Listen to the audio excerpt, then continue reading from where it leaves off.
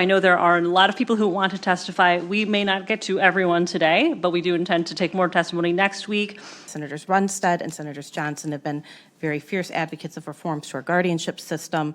I will be dropping the surrogate consent statute bill, which will help eliminate the need for professional guardians in times of a medical crisis. We have about 70,000 instances of elder abuse every year, and what we are trying to do is fix things where they go wrong. And where things go wrong with guardianship is often people are given a full guardianship in which essentially all of your civil rights are taken away. I also want to clarify that we have had a lot of input from the probate judges, and if all guardianship cases went the way some probate judges run their courts, we would not be in a situation where we see so many frequent instances of abuse. This is a very contentious subject. I'm just going to briefly outline that her bill discusses guardians ad litems, GALs, the powers and duties, and gives some guardrails and guidelines as to how GALs are supposed to function. I guess, broadly speaking, the bills come from one simple truth, which is there's too many vulnerable adults across the state who have been taken advantage of, exploited, and abused. We do believe that better guardrails are needed in the system. Improves the medical evaluation report requirements. You don't want a rubber stamp report just to be sent to a court. You want all the details so the court can make the most informed decision. Allows the removing of a conservator if that individual is essentially not doing the work that they're supposed to. The AG's office for really diving in and treating this as a serious matter, as something that will improve the guardrails and protect elderly folks and the most vulnerable in the state of Michigan. There is one potential amendment that has been discussed, and that revolves around required training for people who have dementia. I think we can all agree that a lot of people who come under guardianship or conservatorship, they have dementia. In dealing with folks who are afflicted with this will require some special attention, some special training, and I hope to be able to incorporate that amendment. Protecting the assets of individuals in guardianship or conservatorship and providing transparency in transactions involving their assets is essential to good stewardship in line with fiduciary responsibilities of court-appointed conservators.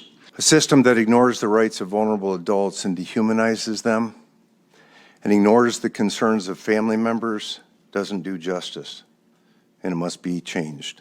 The system is not supposed to be designed to protect the interests of judges, lawyers, and guardians. It's supposed to serve and protect vulnerable adults. You see, for over 25 years, the state's been looking at these problems. We had a task force set up by the Michigan Supreme Court in 1998, and it made a number of recommendations. I pulled from those recommendations when we started the Elder Abuse Task Force and said, this is a great report. EPIC came out of that report, but there were a host of other recommendations that were never implemented. And in 2007, Governor Granholm had an Elder Abuse Task Force that one of its primary recommendations was adopt the recommendations from the 1998 task force.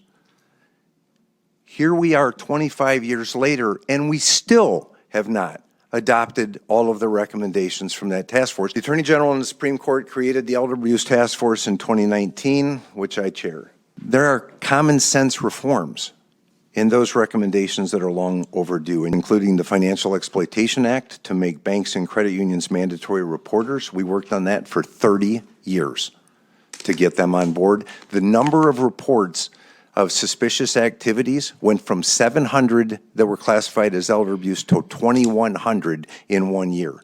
We didn't create financial exploitation. We finally got banks to get on board and report it.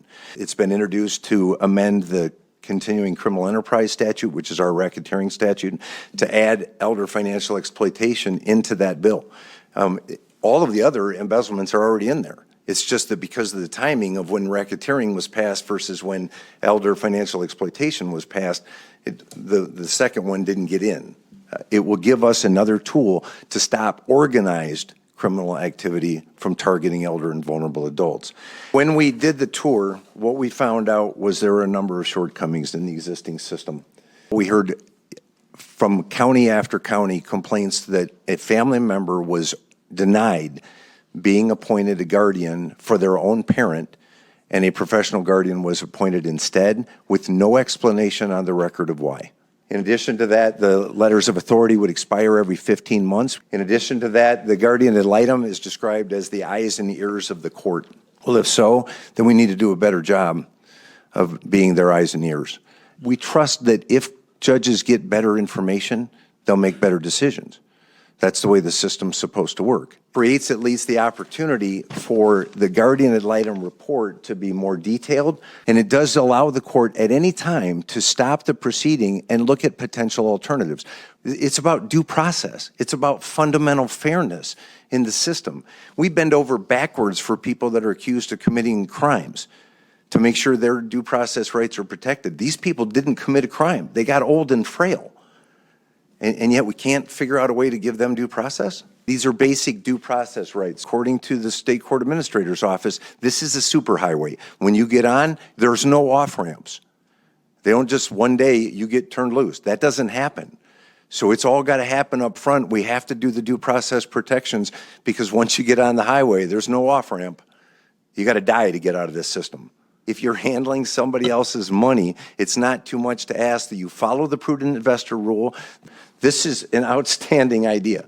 I have prosecuted security brokers because of mismanagement, false statements made to sell securities. It's not your money. If you're handling somebody else's money, it's not too much to ask that you follow the prudent investor rule, that you invest in some place that's insured, and you stay out of cryptocurrency.